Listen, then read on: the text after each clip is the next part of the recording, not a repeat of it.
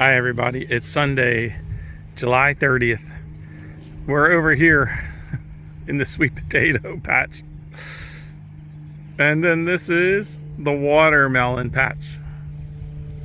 They went all the way up my fence. I think it's ready. And we're gonna look at this one here to see if it's ready. And Teresa's gonna tell you how we're judging. Well. So it's Charlie and Teresa, garden for two. We just harvested our first two watermelons. Look at the size of that baby. It's gigantic. Anyhow, Teresa's over there in the patch. I'm gonna go see if we can pick a honeydew. Teresa's way up there.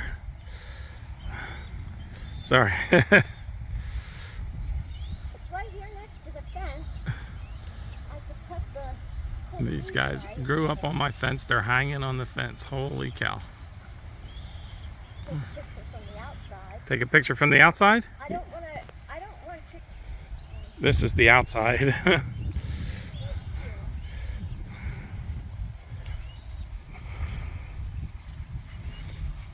they're jumping through the fence. I never grew up. I don't know if I can see it from here. You'd have to go down over here. No, there's no Oh, I see through the crack. tendrils.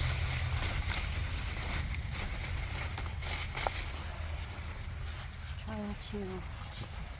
Teresa's gonna expose it for me. There's a honeydew. It's fuzzy, so I don't think it's near ripe. It's All the honeydews I know are, the way I always told if they were ripe was I rubbed them with my bare fingers, and if they kind of squeaked as I flicked my fingers across them, then I knew they were ripe. But this one's still fuzzy. But at least we got one. If anyone knows how to tell honeydews are ripe, let me know. Yeah. My husband just wanted a honeydew. He had his mouth. I wanted to try. It's my first time ever growing honeydews. So the watermelons, they're just, look, they're just popping through my fence. This was to keep the deer out. It wasn't for the watermelon plants. Even here. And there's several hanging on the fence here. They're all over the fence. Look at the little ones. They're still growing. Now, we're going to stop them from growing, I think, because it's I'm going to, July 30th. right, they're starting to get mildew. Yep, I see that one. So pretty. Look at all those. How many sweet potatoes are we going to get? Holy cow. It's only supposed to be enough for two people. That's why it's called garden for two. There's one.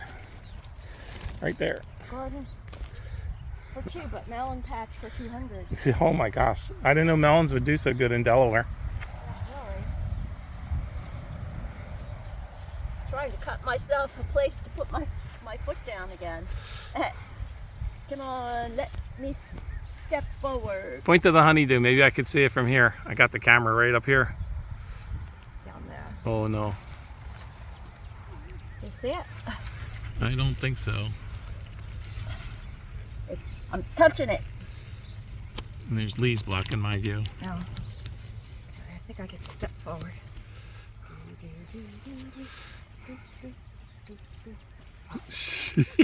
She's walking a tightrope through the watermelon. Somebody make a song. Walking through the watermelon patch with Teresa.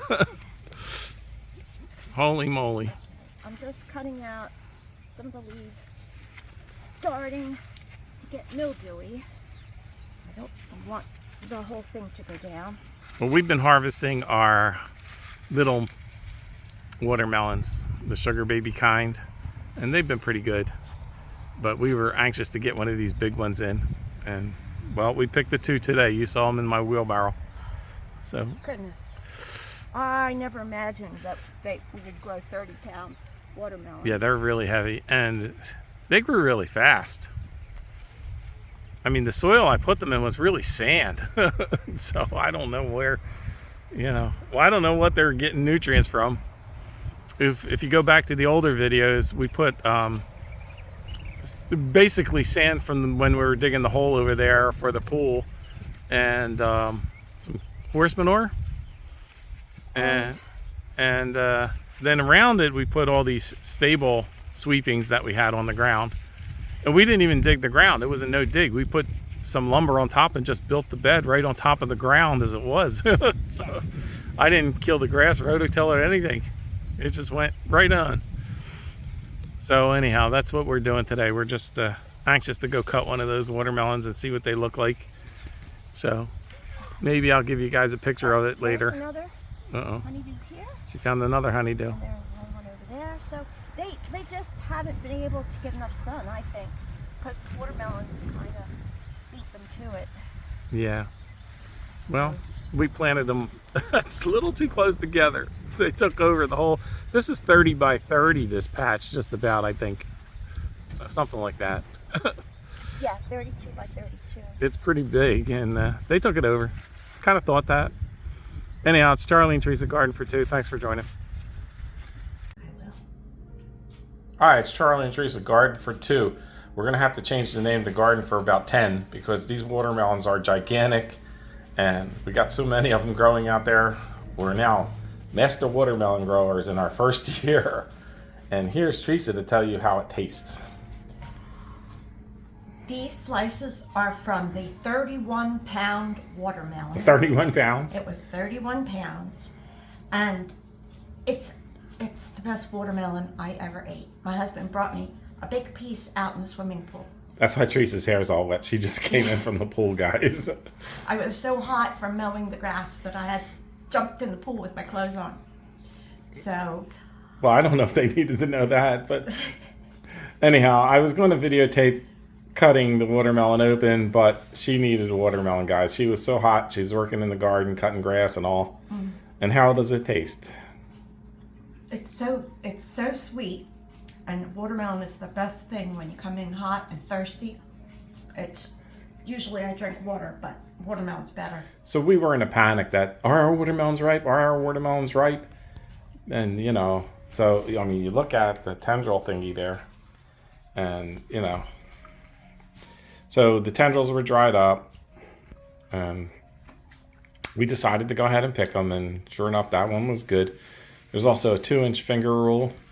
If your fingers are 2 inches wide and it fits in the stripe, then it's good. And I'm gonna go show you what I cut. I cut it while she was out there. So this is what this is this giant. Yeah, she had to dig in. This is half the watermelon. Holy cow! And look, not that many seeds. Really, not that many seeds. I cut another bowl, and another bowl, and we're gonna have a whole kitchen full of watermelon. Anyhow, so the watermelon came out great, and we will definitely grow this variety again next year. Charlie and Teresa Garden for 2, and we're like June 7th or 8th or something. Oh, hey, this is Charlie again. Before I go, I forgot. Teresa keeps harvesting all the English cucumbers and regular cucumbers. They've just been piling up. We've been giving so many away, and holy cow. And it's August. I forgot what I even said. I got the wrong month, not even the right day. Anyhow, look at all those. Some of these are volunteers from our compost pile. So we're getting all those watermelons are coming in now, and the cantaloupes are still. Look at that cantaloupe. We grew that. Oh, the tomatoes we grew. Yeah, there's Teresa's cantaloupe with pectin recipes. So we're growing all this stuff. And she's over here. She's taking her freeze dryer, dehydrator, and she's dehydrating the tomatoes. And then she puts it in the grinder and makes this. Now you guys can't smell this, but this is a potent tomato smell. So you just dehydrate it, and then you can reconstitute it later on. So if anyone who needs to know how to do that, we would be glad to share that information with you. Anyhow, I'm sorry for cutting back in, but this is really it. Charlie and Teresa Garden for 2. Thanks for joining.